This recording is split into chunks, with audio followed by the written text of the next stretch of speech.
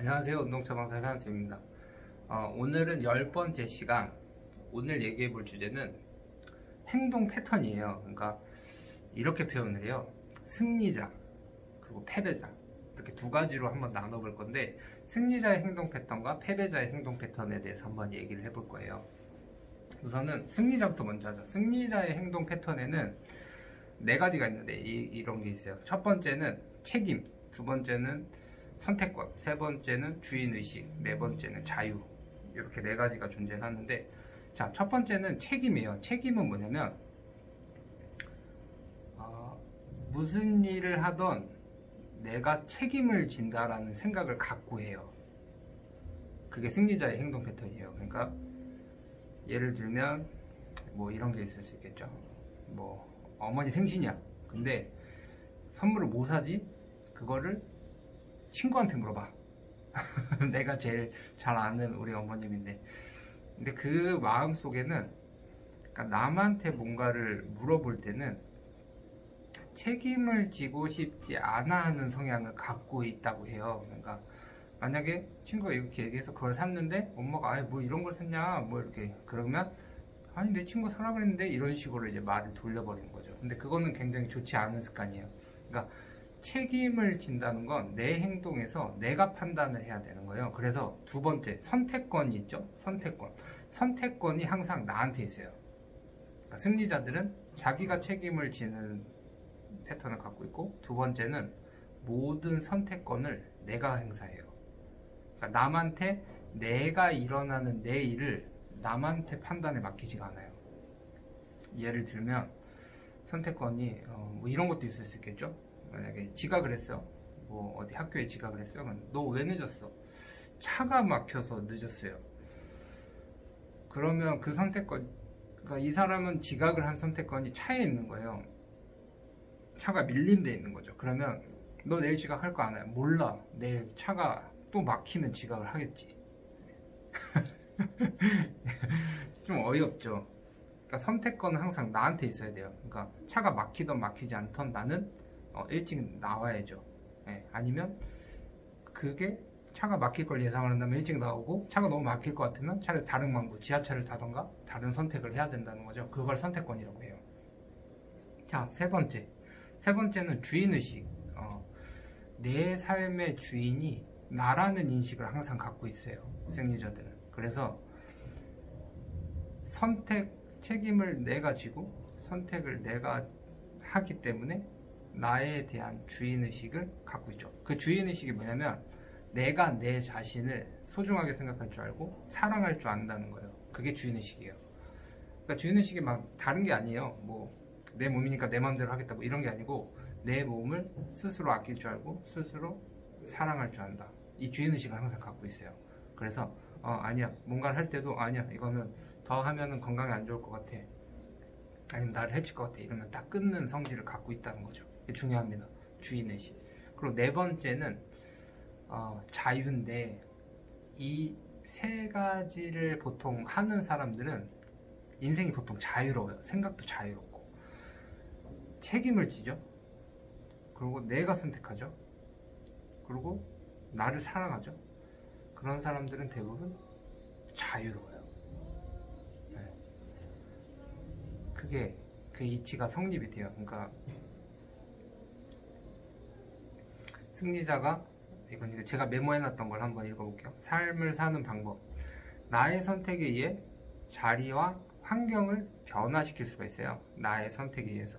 그러니까 예를 들어보면 만약에 여자분이면 자기가 결혼을 할 선택을 했으면 아내가 되는 거죠.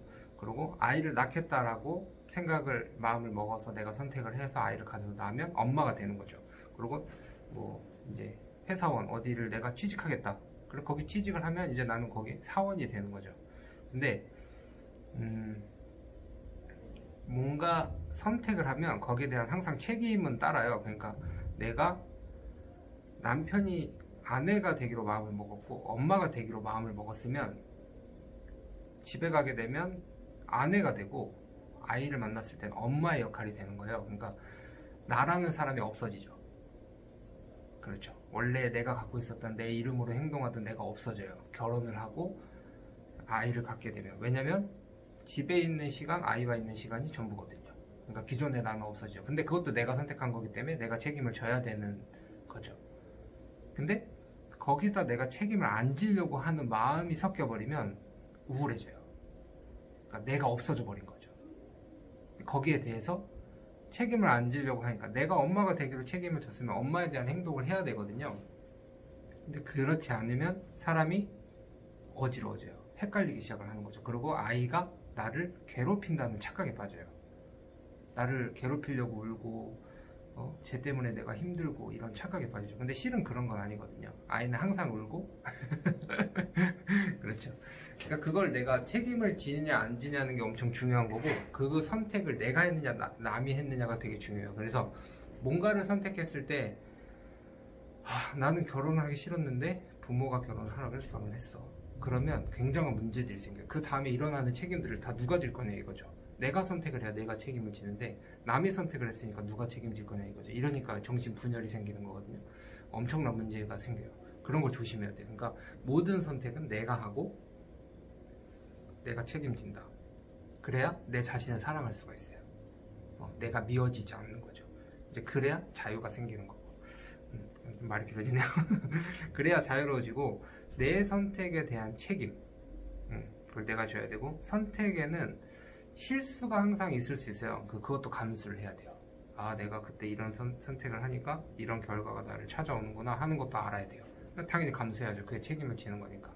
그리고 선택은 항상 내 의지로 한다. 이게 다 당연한 말이죠. 네. 이런 것들이 있어야 되고. 자, 그럼 반대로 피해자의 사고, 피해자의 네 가지 사고는 뭐가 있냐면 포기, 남의 탓, 거짓말, 합리화, 이런 게 있어요. 자, 포기. 선택할 기회를, 나한테 기회를 주질 않아요. 그냥 포기해버려요. 예를 들어서 너 이거 뭐 할래? 그러면 나 잘 모르겠어. 너 하고 싶은데 해. 내가 선택할 수 있는 기회 자체를 포기해버리는 거예요. 만약 예를 들어서 학생이면 학교에서 선생님이 누가 이거 한번 발표해볼래? 이렇게 물어보면 가만히 있어. 난 아니야. 눈 마주치지 말아야지. 이런 것도 다 내 기회를 박탈시켜버리는 거예요. 돈을 내고 학교에 가서 선생님이 기회를 주잖아요. 그럼 해야죠. 해봐야죠. 네. 해보는 사람들은 승리자의 패턴을 갖고 있어요. 근데 맨날 뒤로 숨고 안 해. 그러니까 나한테 뭔가를 할 수 있는 기회조차 주지 않아. 네. 이런 거를 패배자의 패턴. 포기한다. 자, 두 번째, 남 탓이 있어요. 남에 의해서 결정되는 삶. 남에 의해서 뭔가 결정이 되면 다 남의 탓을 하게 돼요. 그러니까 책임을 안 지려는 성향을 갖고 있는 거죠. 뭐 먹을래? 그래, 너 뭐 먹을 건데? 너 먹는 거 먹을래? 근데 맛이 없어. 그럼 이제 그 사람 탓을 하죠. 네가 먹으라는 거 먹었더니 맛이 없잖아. 이게 이런 걸 남 탓이라고요. 그러니까 뭔가 결정을 내가 하지 않으면 항상 남의 탓으로 돌리려는 성향이 생겨요. 그게 피해자 패턴이거든요. 이런 거는 좀 조심하는 게 좋겠죠. 근데 그런 성향이 생기면 괴로워요. 그러니까 지금 승리자의 패턴을 얘기 드리는 이유는, 승리자의 패턴을 몸에 갖고 살면 편해요. 생각이 자유롭죠. 근데 피해자의 패턴을 갖고 살면 항상 짜증이 나고 화가 나고 분노가 생기고 이래요. 미움이 생기고. 그래서 이게 중요한 거예요. 자, 그러면 세 번째, 거짓말. 그렇죠. 이거는 약간 습관이죠. 피해자들은 자기가 결정하지 않고 자기가 책임지지 않아야 하기 때문에 그거에 대한 자꾸 거짓말을 하게 돼요. 말을 자꾸 만들어서 하게 되죠. 근데 거짓말은 되게 위험해요. 그 두 번째 강의에서 제가 그런 말을 했었잖아요. 사람은 자주 하는 말과 행동을 옳다고 믿어요. 근데 내가 거짓말을 자꾸 하잖아요. 그럼 그 거짓말이 옳다는 착각 속에 자꾸 빠져요. 그거 되게 위험한 거거든요. 그래서 거짓말은 피해자의 패턴에 속한다. 네 번째가 합리화예요. 합리화. 이건 뭐냐면, 아니 왜 나한테만 그래? 쟤도 했는데. 왜 쟤도 했는데? 왜 쟤도 하잖아? 그러고 뭐 좋은 거면, 아니 왜 그거를 쟤만 해? 뭐 이런 식으로 다른 사람을 자꾸 걸고 넘어지는 거예요. 그러니까 길거리에 침을, 쓰레기를 안 버리면 돼요. 내가 지키면 되는데 버리는 사람한테 시비를 걸어요. 이건 다 합리화에 속하거든요. 근데 합리화는 항상 분쟁을 만들어내게 돼요. 싸움을 만들어내게 된다는 소리죠. 그래서 조심하는 게 좋아요.